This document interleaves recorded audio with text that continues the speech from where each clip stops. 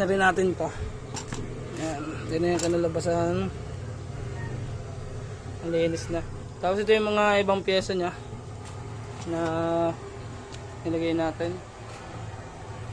Wahiwalay na. Yung karburador. Ito yung mga pinalta natin mga kamekaniko. Yung dalawang bearing sa side. Tapos ito. Ito nga pala, nagpalit din tayo.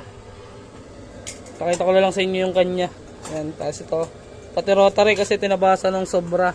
Dapat naman kasi yung konti lang tapos magkabila. Yan. Buti meron tayong mga rotary dito na ano. Dapat kasi ang tabas ng rotary mga kamekaniko, konti lang dito, tapos konti lang dito sa kabila. Yan. Ito yan. Malinis na yung mga clutch, gasket. Yan. Piston din na natin pinaribor kasi bore 100 na. Yan. Yan natin pinakalaman yan. Tapos ito lang yung dilag din natin na stator yan. Pinalitan natin ng mga wiring.